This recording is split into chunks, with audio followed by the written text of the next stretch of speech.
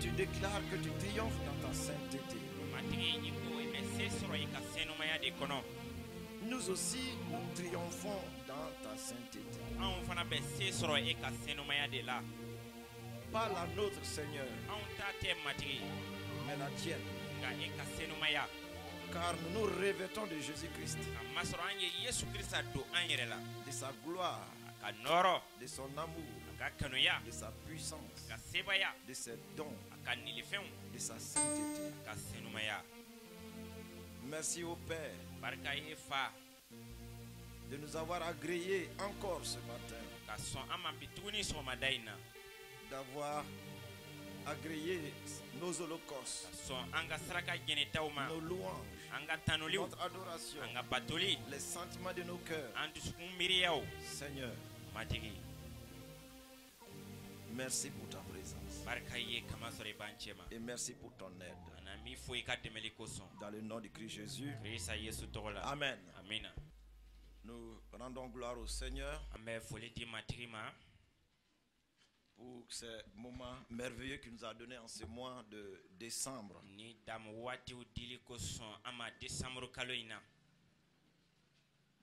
Le mois de décembre qui est le mois des merveilles.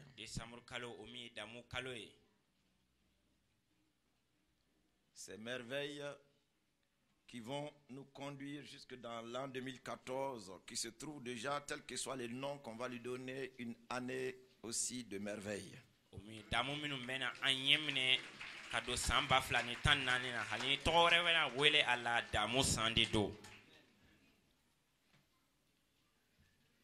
Le Seigneur nous a vraiment parlé lors de nos différentes sorties ces temps-ci.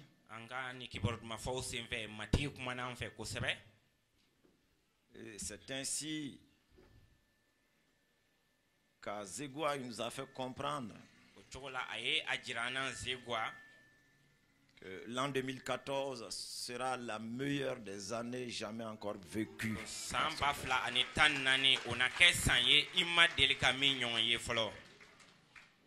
Je ne dis pas la meilleure de toutes les années que tu auras fait sur la terre.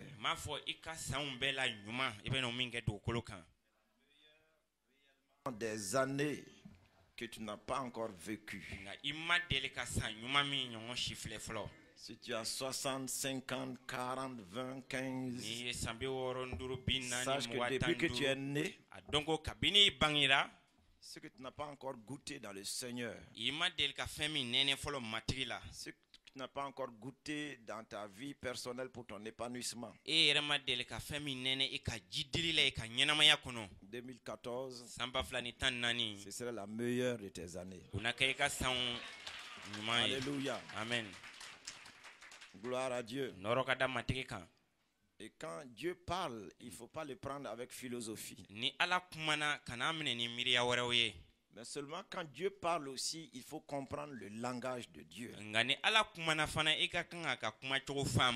Son langage est tel que il y a tout un mystère là-dedans.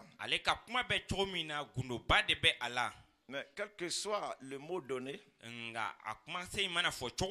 tu trouveras toujours ce qu'il t'a communiqué d'une manière accessible à ton intelligence, à ta mémoire. Quand tu nous avais dit que le mois de novembre était le mois de repos, nous ne savions pas que c'était en réalité le mois du travail. Mais le travail fait comment? Le travail fait dans le repos. Le travail fait dans le repos a beaucoup plus de résultats que tous travaux que nous faisons par nos propres efforts. Les travaux que tu fais par agitation, dans le stress, dans les inquiétudes, et même quand bien même tu vas multiplier la multitude des secours autour de toi, oui, tu peux avoir certains résultats. Mais le travail dans le repos de Dieu, son résultat est incomparable. Alléluia. Amen. Alléluia. Amen. Et comprenez très bien qu'à la création, l'homme qui avait donc comme tâche de prendre soin du jardin d'Éden, de le cultiver. Nous ont dit cultiver, c'est pas prendre la grande daba de ton grand-père dans les champs sous les baobabs avec des habits, c'est pas quoi là. Pour aller te baisser sous le soleil et passer tout ton temps à labourer, c'est pas cette culture là.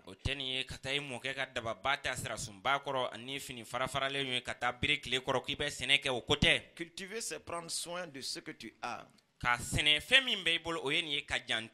Alléluia. Amen. Ce qui t'a été donné, tu dois le cultiver. Et pendant tout ce temps, l'homme ne suait pas. C'est après s'être éloigné de Dieu que la sueur a commencé. C'est pour cela qu'elle déclare à l'homme, maintenant tu vas gagner ton pain à la sueur de ton front. Mais ce n'était pas avant la désobéissance. C'est après la désobéissance que gagner son pain, c'était réellement à la sueur du front. Et puisque Jésus est venu nous restaurer, nous réconcilier avec Dieu, nous amener dans la présence de Dieu, il nous a amenés encore en Éden. Puisque Éden, Adam avait été chassé de la présence de Dieu. Il était éloigné de la présence de Dieu. Mais maintenant nous sommes plus qu'Éden. Nous ne sommes plus dans Éden. Mais c'est Éden qui est en nous. Alléluia. Amen. Alléluia. Amen. Tu n'es plus dans Éden. Mais Éden est en toi. La présence de Dieu est en toi. Donc si la présence de Dieu est en toi, comprends très bien que tout ce que tu dois faire et tu vas faire doit se faire maintenant dans le repos. Alléluia. Amen. Tu sembleras avoir travaillé dur devant les gens, mais en réalité, toi-même, tu te trouveras être un serviteur inutile, toujours prêt à faire quelque chose encore pour ton Seigneur. Depuis que nous sommes entrés dans l'œuvre en cette 20e année, Dieu a commencé de nouvelles choses. Et raison pour laquelle hier d'abord c'était mon anniversaire. 14 décembre. Alléluia. Amen. Et vous voyez, 14 décembre, j'ai célébré 3 mariages hier.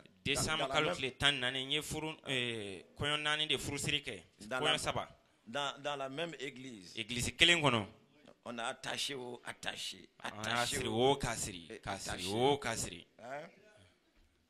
Je dis, ça a été vraiment les meilleurs cadeaux voilà. Donc ça veut dire qu'on va attacher encore. Gloire à Dieu. Il faut préparer les cordes. On va attacher encore. Amen. Amen. Donc c'est de là que le Seigneur nous a fait comprendre, dépendant de lui, obéissant à sa parole, les exploits dont je déclare que vous allez faire, ce ne serait pas par vos efforts. Non. Dans ces contrées, les gens nous disaient, mais vous n'êtes pas fatigués? Nuit et jour, vous êtes dans la tâche. Des croisades qui finissent jusqu'à 1h du matin. Et c'est les prédicateurs qui rentrent, sinon les gens sont là. Et des autorités qui restent jusqu'à 23h. Donc des choses jamais vues. Et des agents de police, de sécurité. Vous savez, dans leur maintien d'ordre, quelle que soit l'ambiance je sais pas quoi, du reggaeman là, tu les verras jamais acclamer et même taper du pied, même rythmer la musique qui est là. Non, ils ne feront jamais ça parce qu'ils ne doivent pas être du tout distraits. Ils ont une mission spéciale. Ils doivent veiller à ce que rien ne puisse troubler la rencontre. Si autant de leur acclamation, de leur danse. Mais écoutez, c'est là où nous avons vu des agents de sécurité lever la main pour donner leur vie au Seigneur. C'est là où nous avons vu des agents de Dieu, ce sont des agents de Dieu maintenant. Hein? Acclamer quand la foule acclame. C'est là où nous avons vu des agents de sécurité. Quand les véhicules arrivent, c'est ruer sur le véhicule. Et pour être bénis. Et pour donner leur vie au Seigneur. Et jusqu'ici, ils me téléphonent. Pasteur, tu te rappelles? C'est le sergent Tantantan. Tu te rappelles? Écoutez. Le mois de repos, ça a été le mois de travail. Et Dieu vraiment s'est manifesté. À Kajolo, la première dame qui s'est donnée au Seigneur, ou du moins qui a reçu sa propre guérison, parce que dans de tels endroits, il faut avoir confiance en son Dieu. Et il faut la démonstration. Pour que ceux-là qui ne le connaissent pas puissent connaître que votre Dieu est le Dieu véritable. C'était là une femme très intellectuelle. Son mari aussi l'est. Et ils ont de grandes responsabilités dans cette ville. Mais cette femme, à la voir, tu diras que dans 1 heure de temps, elle va accoucher.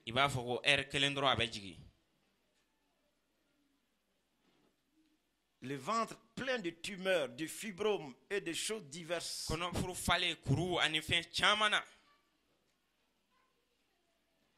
Elle est obligée de couvrir son ventre.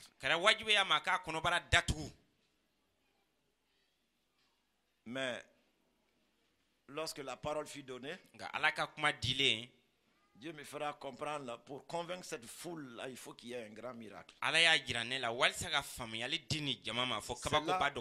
En plein message, je demanderai à l'une des femmes, une femme qui a réellement des boules dans le ventre, de se lever et de s'approcher là. Aussi bien vrai que sa boule va partir, cela est le signe que de cette même manière, Jésus-Christ ôte les péchés et fait entrer dans le paradis.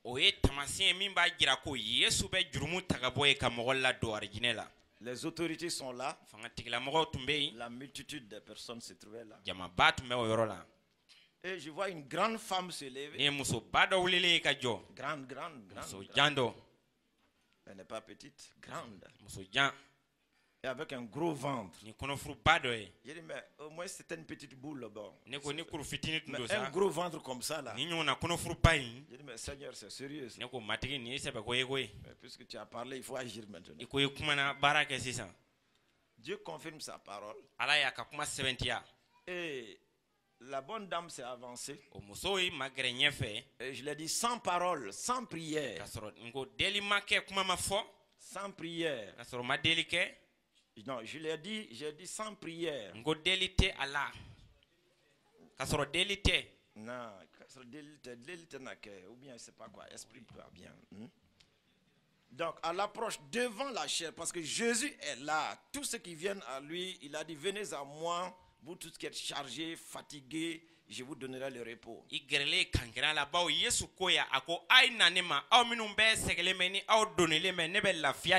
Tu t'approches, Jésus est là.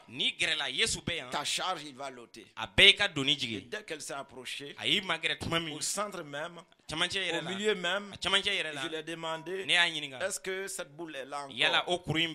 Ce gros ventre qui était là, c'était comme si tu dégonflais un ballon. Tout est parti.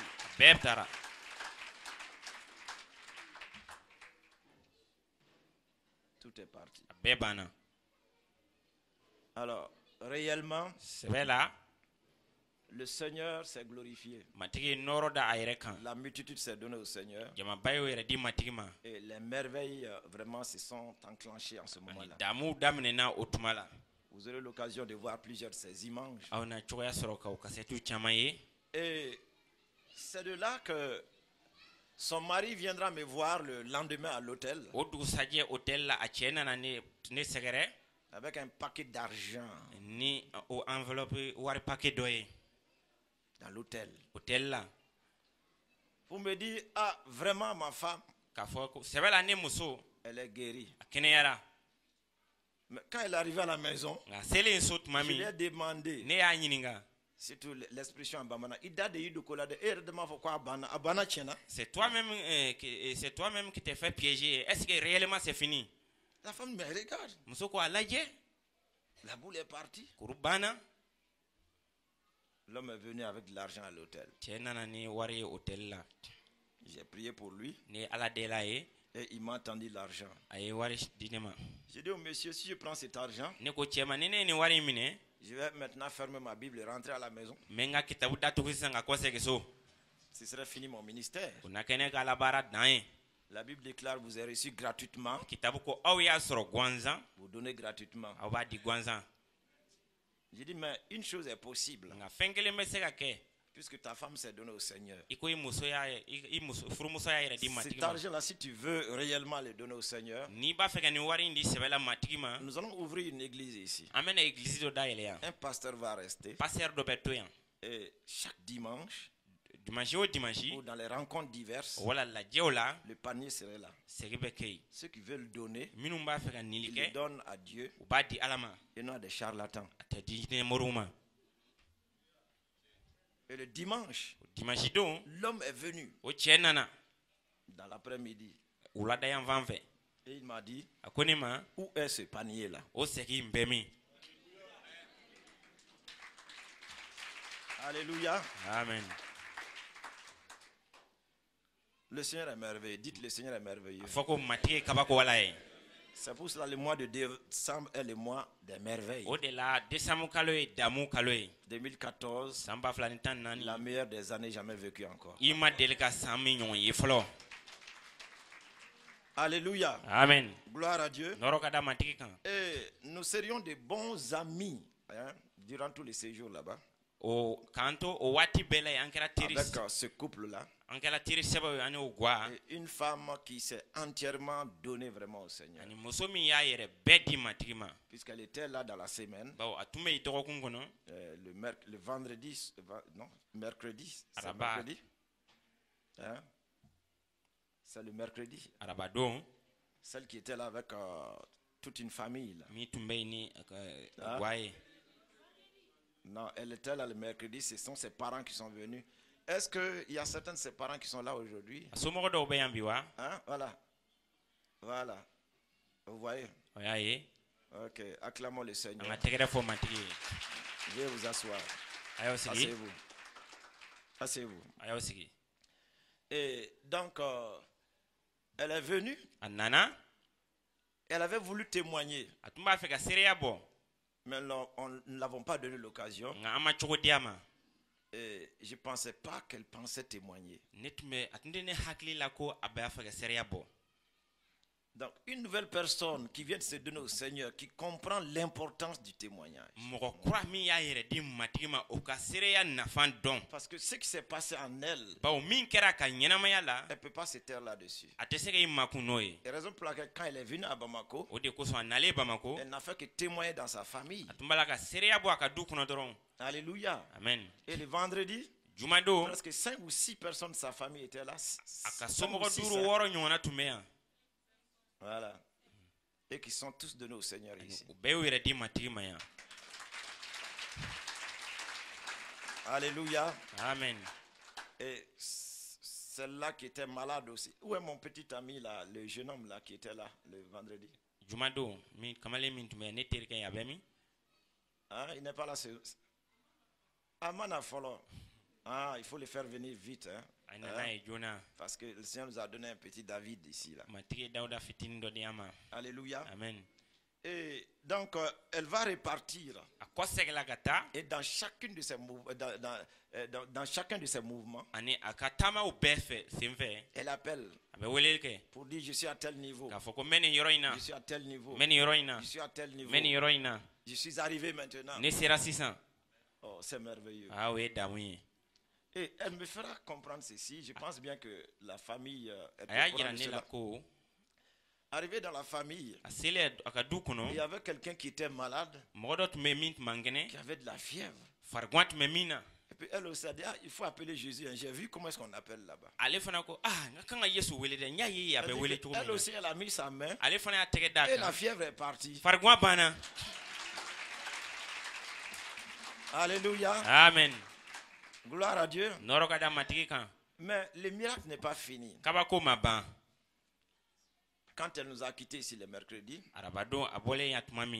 elle est arrivée chez elle. Et c'est de là qu'elle a compris encore qu'il y avait encore beaucoup de petites choses. Vous savez, quand vous avez 40, 50 années, elle n'a pas 50 ans. Le pasteur Soumano, il s'est trouvé d'ailleurs que le pasteur Soumano et cette femme-là ont fait l'école ensemble.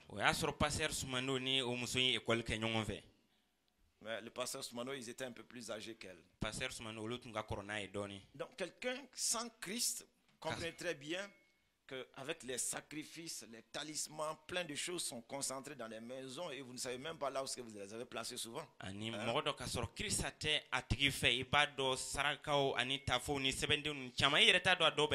on le dise ou pas, tout le monde sait que... Ouais. C'est arrivé donc avant-hier. Oui, c'est avant-hier. Elle va entrer dans sa maison. Donc elle va faire un nettoyage général. Mais ce nettoyage général, pour elle, c'était d'une manière physique visible, c'est-à-dire mettre de l'ordre dans sa maison. Mais elle va découvrir donc plein de petites choses du passé religieux qui étaient là. Donc elle va tout ramasser et les brûler elle-même. Et c'est pas fini. La nuit, quand elle va se coucher, c'est là, une grande lumière va envahir tout son corps.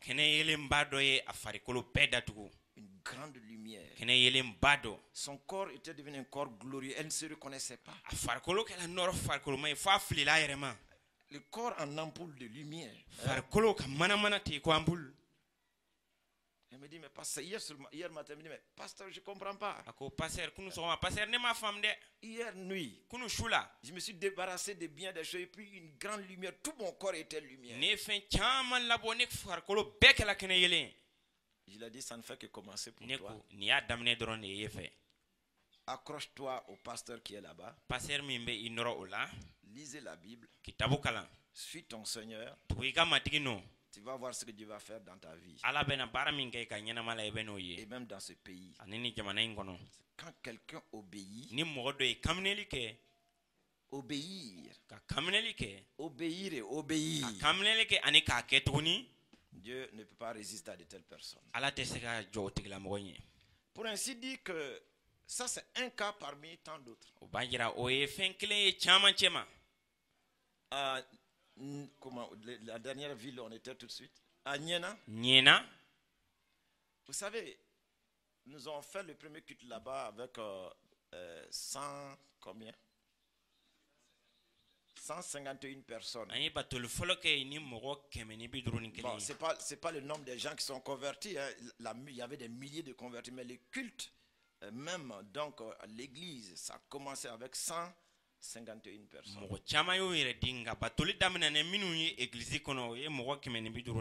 Et donc la petite équipe que nous étions, puisque nous faisons toujours la Sainte-Seine. Donc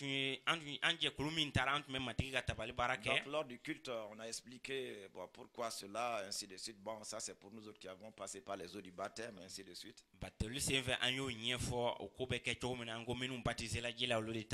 Alors, et le Seigneur m'a fait comprendre, il faut bien les expliquer, qu'ils sachent que réellement c'est pas de la ségrégation. Manger sans eux.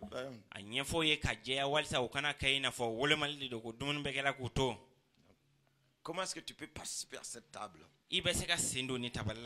Brèvement, une petite parole pour cela, puisqu'on n'a pas l'état de l'enseignement. Mais le pasteur nous a appelé avant-hier.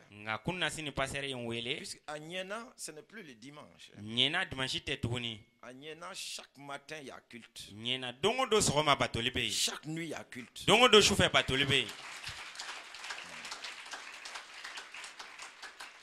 Ça, c'est tous les jours. Oui, je vous avais parlé il y a de cela, de quelques années de cela, et je le reprends toujours. Puisque viendra un temps dans ce pays, effectivement, les cultes, ce serait tous les jours. Parce qu'ils sont d'une tradition religieuse. Donc, ils les font prier tous les jours.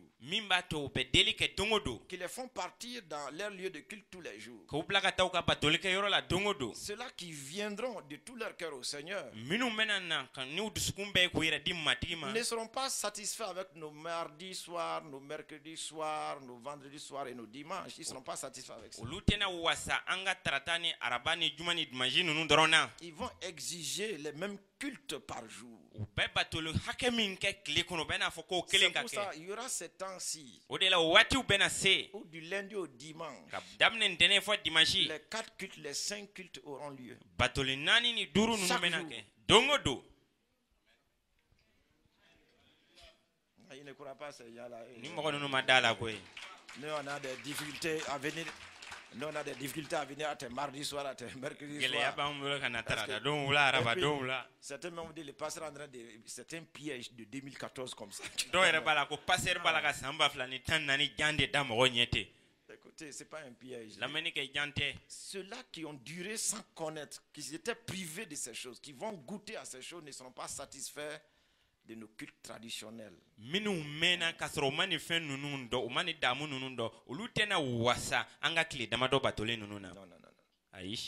Quand ils vont découvrir le vrai Dieu, ce serait de tout leur cœur et de tout leur temps. Donc, maintenant, ils exigent à être baptisés. Le pasteur dit les gens veulent être baptisés. Écoutez, même pas à une semaine après la croisade, les gens demandent d'être baptisés. Le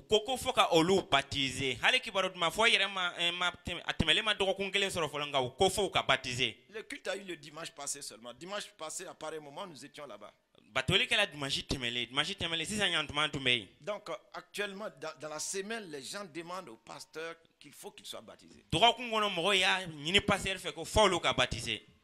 C'est vraiment merveilleux. Donc, quelque chose a commencé. Il est important d'être acteur dans ce que Dieu a commencé. Ne sois pas un observateur. Ne te contente pas de la vidéo. Sois sur le champ. Nous avons eu un seul regret. Et ce défi-là doit être relevé en 2014. Le camion que nous avons loué pour amener ces matériaux, nous l'avons loué à 700 000. Et c'était pour réellement 3 semaines. Donc, avec réellement des chauffeurs vraiment impossibles. Vous voyez? Mais si ce camion-là était à nous, bien sûr, moi je serais là aujourd'hui. Et l'équipe qui est partie avec moi sera aussi là. Mais comprenez très bien, la croisade allait continuer parce que c'était de ville en ville, de ville en ville, jusqu'à arriver ici à Bamako. Les équipes qui seraient fatiguées allaient rentrer, d'autres allaient repartir. Au fur et à mesure. Parce que nous avons vu là le besoin, l'urgence d'annoncer la bonne nouvelle. C'est urgent. Les hommes sont assoiffés, affamés. Écoutez, les portes sont ouvertes. Et Dieu aussi est prêt à faire des grandes choses pour le peuple qui va s'élever en son nom. Et Imaginez, comprenez, des autorités même qui nous font loger chez eux. À Niena, c'est le préfet lui-même. Mais c'est quand même dommage. Quand je parle, c'est pas pour parler mal de nos frères, de nos sœurs ou de bien des choses. L'église sur place qui était là, qui a un centre missionnaire. La maison du missionnaire est là. Avec ses annexes. Et il n'y a pas d'hôtel dans la ville. Mais quand bien même, donc, comment on appelle ces gens-là, hein? Quand les artistes viennent, la mission leur donne de loger là pour leur séjour. Mais une équipe d'évangélisation vient. Un pasteur vient. On dit qu'il ne peut pas dormir là-bas parce qu'il n'est pas de leur dénomination.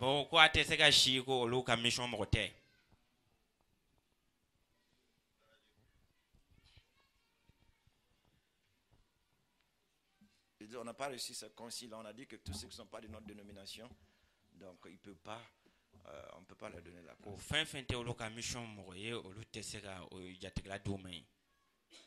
C'est merveilleux.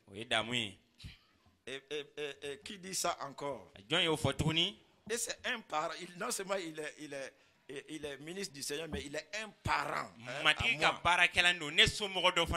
Maman Bidou va me trouver ici. Hein? Puisque cet homme-là, donc son père, comme en Afrique c'est comme ça on dit. Son père est le petit frère du grand-père de ma femme. Vous voyez? Donc au village, c'est la même famille. Mais puisqu'il est d'une autre dénomination, mais regardez jusqu'où cela est parti. Et il n'y a pas d'hôtel. C'est le préfet. Le préfet de la ville qui m'a fait loger dans sa propre maison.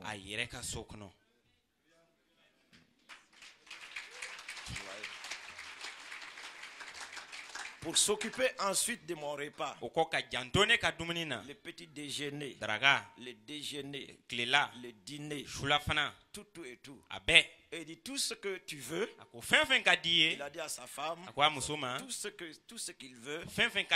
Alors donnez-lui ça. Même si je voyage. Et il a voyagé. C'est pour cela que Dieu aussi va l'honorer. Et je l'ai fait comprendre. La Bible déclare, si nous arrivons dans une ville, là où il y a un enfant de paix, si nous entrons dans cette maison, la paix que le Seigneur nous a donnée, que cette paix soit sur cette maison. Et je lui ai dit, la paix est sur ta maison déjà. Et il me dira que d'ailleurs lui il s'en va en retraite cette année. J'ai dit c'est maintenant que les choses commencent pour toi dans la vie. Raison pour laquelle la dernière nuit, sa Benjamin qui était aveugle d'un œil, elle avait un œil qui ne voyait pas du tout. Et à l'école, les élèves se moquaient d'elle. Donc, jusqu'à ce que l'autorité était obligée d'aller à l'école mettre en mise en garde les gens pour ne pas se moquer de ces gens. La dernière nuit, l'œil là s'est ouvert. Frères et sœurs.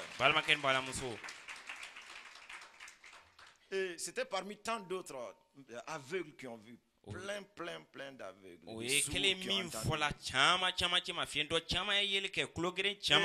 Ses sœurs ont pleuré. Toute la famille a pleuré la nuit. Ils ont téléphoné à leur père qui était venu en mission ici à Bamako.